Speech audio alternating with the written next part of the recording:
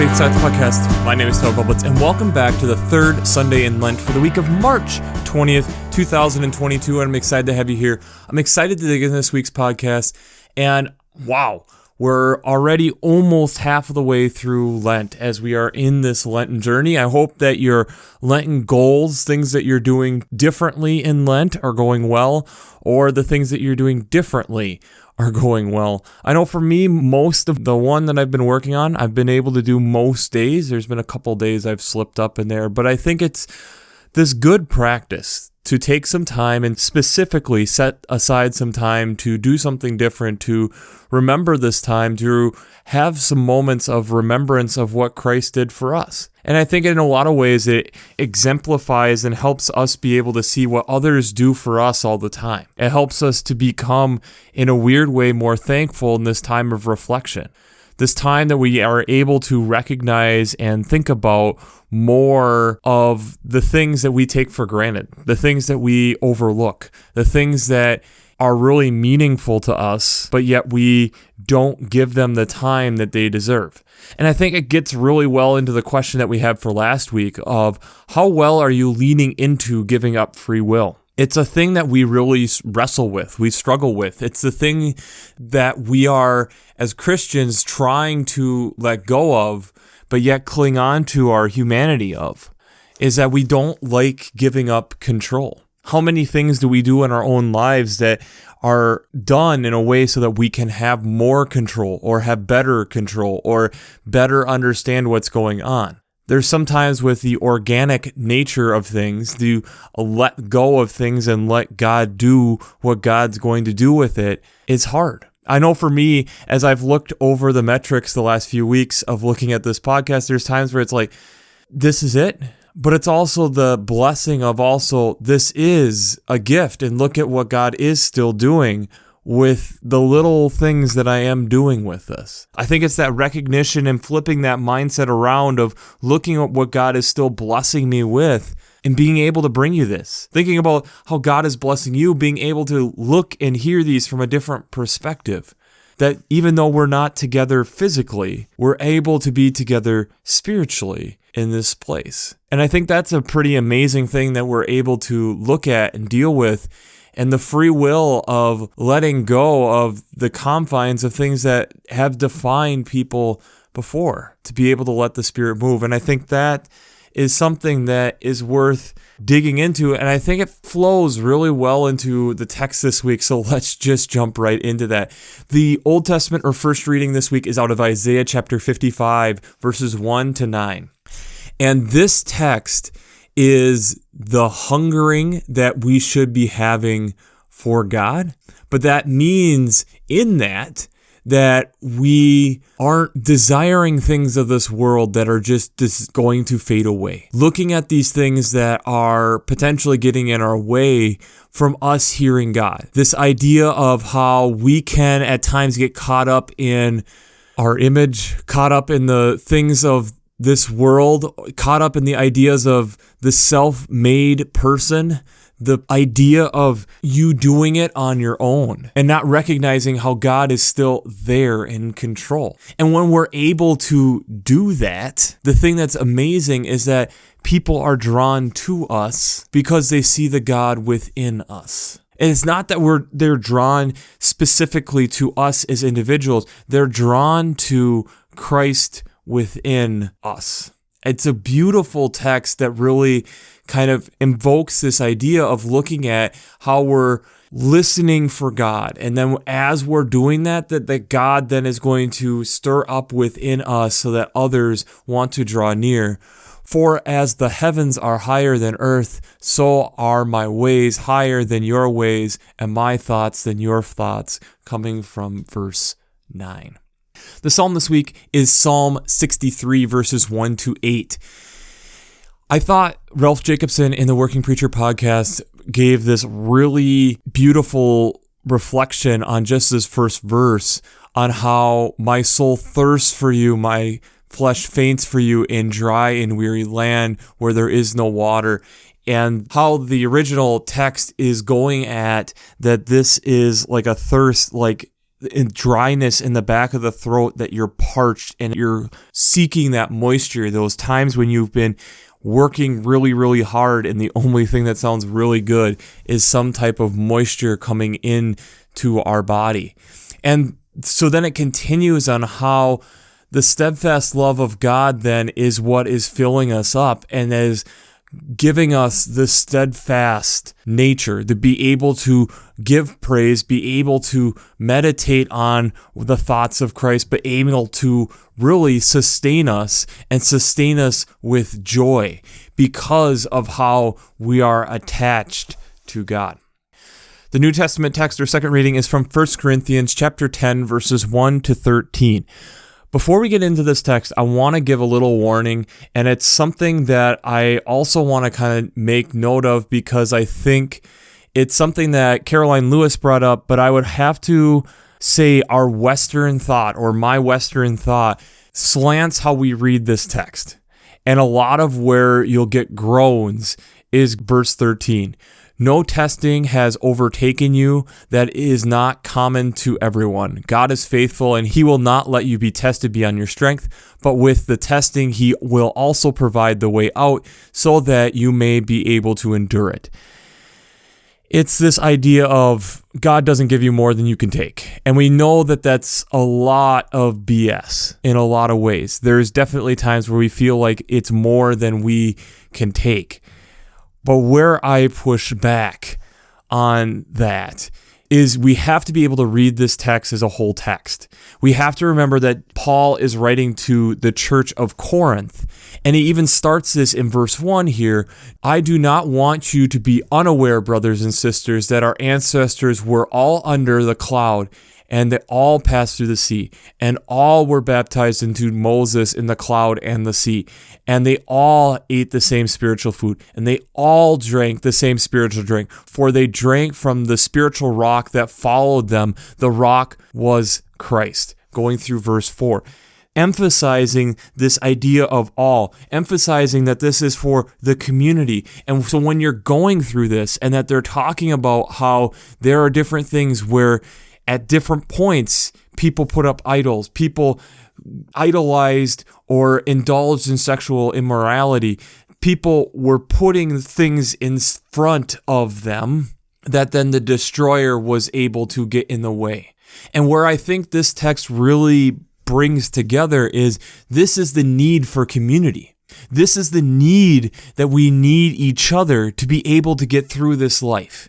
This isn't supposed to be something that we take on ourselves, but this is something that we take on together. This is one of the texts that help emphasize the importance of us, the church, as a body. Because, yes, as a body, we are able to endure because God is with us as a group. So yeah, I would argue that there are times that God does give an individual more than they can take, because it's one of those moments where God is wanting us to work together, for us to help carry that weight so that not a single individual has to go through it. So let's just jump into the gospel text this week. The gospel text is out of Luke chapter 13, verses 1 to 9. Here we have some of the people looking at and are concerned about a couple different issues, kind of like they're talking around the water cooler was one of the ways that I heard it this week in tech study, how the Galileans' blood had been mixed with the sacrifices. So there's questions, does that make them a worse sinner or not? There's kind of this current event where 18 were killed when the Tower of Siloam fell, and it's like, were they living worse than others? And Jesus gives us this parable of the fig tree starting in verse 6. A man had a fig tree and planted it in a vineyard, and he came looking for the fruit and found none. He then said to the gardener, "See, for 3 years I have come for fruit on this fig tree, and still I find none. Cut it down. Why is it wasting the soil?" The gardener responds, "Sir, let it alone for 1 more year until I dig around it and put manure on it. If it bears fruit next year, well and good. If not, you can cut it down." This text arguing of let me do a little bit more. Let me take some additional care and really give it what it needs. And then let's see what happens. So that's kind of where we're at this week. And I think we've even gotten a text where it's given us a clue of what we need to dig into a little bit on how faith and science come together this week. But before we do that, we have to do our shameless plug.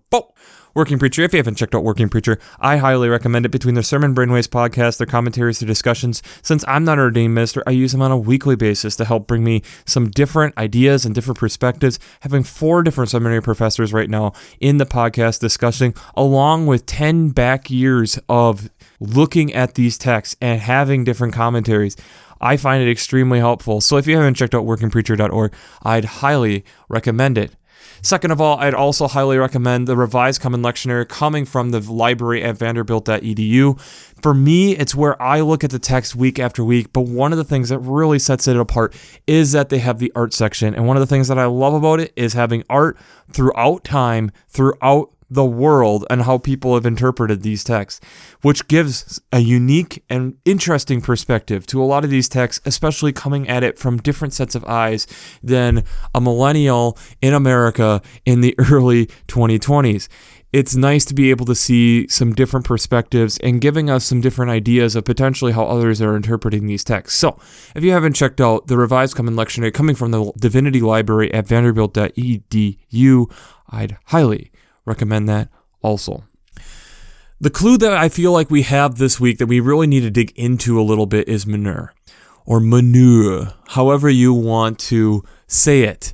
Taking the waste product of another animal and using it as fertilizer for a plant. And now a lot of this gets into kind of how we have this symbiotic relationship with plants in general, how our respiratory system exhales CO2 and plants take in CO2 to create oxygen. There is a nice mutualistic relationship here. But what the gardener is also looking at is putting in manure and digging around the roots. Now, one of the things that I found out this last week with digging into fig trees is fig trees' roots are very shallow. They're not far under the soil, but they go really, really wide because of that. So if the canopy of the tree, for instance, is 5 feet across, the roots are probably going out at least 10 feet. So this is a fairly big task of what he's talking about here, that he's wanting to dig around the tree. But, and I'll attach a video here where there's this woman that had some sprouted figs and planted them in her garden, 2 by 1 area having manure stash and 2 that didn't. And the growth is phenomenally different. And part of that is there is a lot of nutrients and micronutrients that are introduced into the soil through using manure. And there's a lot of debate, and it kind of gets into like what type of plants you're doing, on what type of animal manure that you're wanting to use. Is it sheep, cow, horse?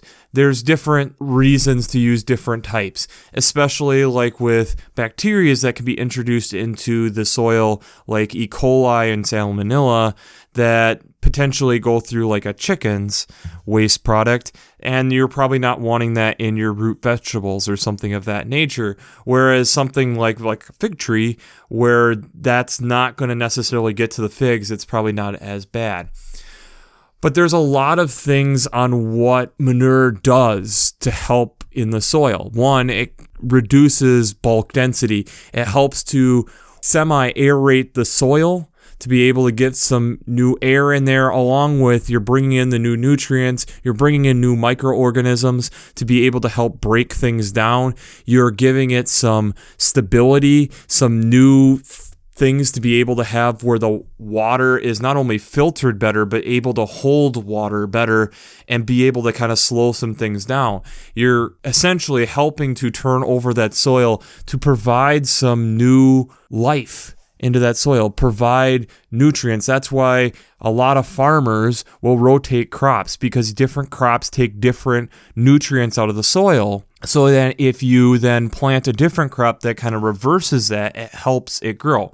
So for instance, where I am from in the upper Midwest, one of the things that was grown, even though we're a little north of the Corn Belt, is corn. Corn is a very energy-intensive crop. It takes a lot of nutrients out of the soil, especially phosphorus and nitrogen. So then what do? If you go in the year after corn and put in soybeans, which is a nitrogen-fixing plant, it helps put those nutrients back into the soil, allowing for that corn to be a stronger, healthier plant after that turnover.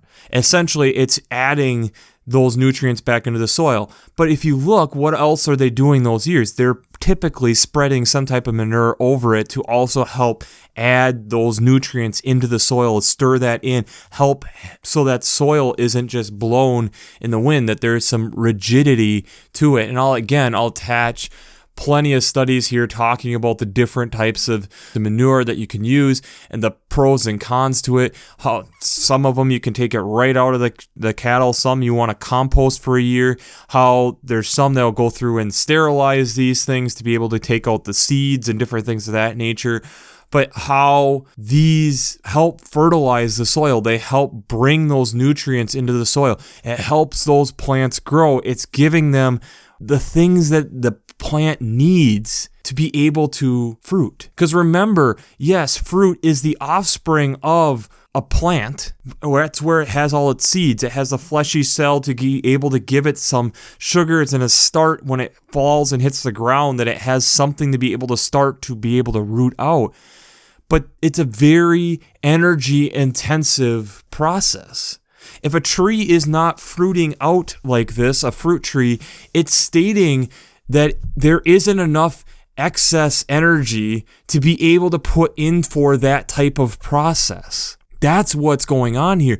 There isn't anything there for that tree to absorb. Is the water rushing through too quickly? Is there not enough microorganisms? Is there not enough nutrients or micronutrients to help the plant grow that's in the soil? Are all these things gone? Is it wiped away? Is it barren? This idea of what the gardener is talking about is spending the time putting in the things to help it grow, help it make sure that we're checking that off the list, that we're providing it the food that it could use to grow. Are we digging and cultivating that area? Are we recognizing that enough and not just chopping down the program or chopping it down, but realizing, no, what we need to put some nutrients on it. We need to give it some more depth. We need to be able to help so that the water doesn't just pass through, that the nutrients are there for the tree to grow, that there is enough extra for that tree to produce figs. I think it ties super well into that 1 Corinthians text. And I think that's why it's so important to recognize that these are community texts, that these are texts that are supposed to be inspiring the community, and especially in a time of reflection as in Lent, that this then inspires where we're going with this. Yes, God gives individuals, in my opinion, things that are more than we can take, but that's where the community has to step in. That's where the church has to step in. We have a role. There is no retirement here. There is constantly things for us to be doing, to be able to show the God within us, the Holy Spirit embedded within us, coming out to give hope, to give us that way of God showing up.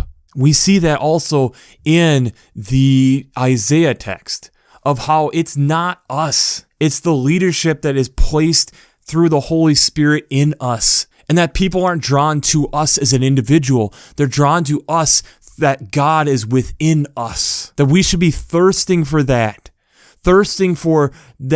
high quality soil, that nutrient dense manure in our soil, so that we can actually grow and produce fruit.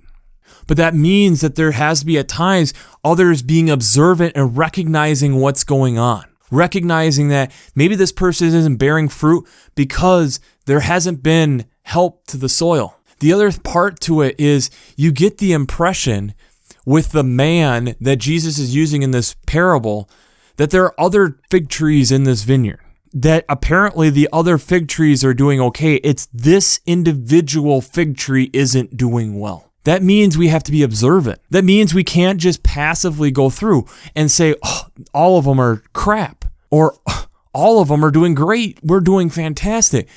This man, the owner, is being observant of this tree, knowing that the other ones must be doing okay. Or the rest of his vineyard, what else is in his vineyard, is doing okay. This gives the idea and the impression of how much we have to be caring for the other, to be able to point out the issue that we're having.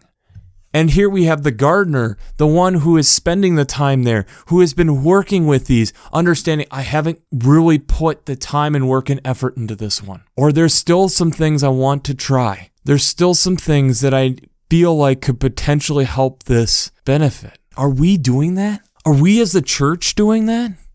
Are we giving up on things too quickly before we're able to recognize that we recognize it's not working, so we just cut it down? Are we willing to get our hands dirty to literally deal with the crap, the waste product of something else? Are we willing to recognize the waste of something else might benefit something new that's living? That's the hard place we're at with the church right now. We have a lot of baggage, this old stuff that I would argue as a younger person, in quotes, still in the church, that we need to be willing to let go of, but it might be the fertilizer to help something new grow. But being able to decipher if it's good fertilizer or bad fertilizer, if it's going to introduce weeds or not, is it okay to put it around something like a tree that feels established, but maybe not in with the carrots? Manure is very important, very helpful. It provides the nutrients that the soil needs. But we still have to pick and choose where we use these because of the different digestive properties of different animals. Whereas a cow has 4 stomachs and it's kind of break down all those possible seeds,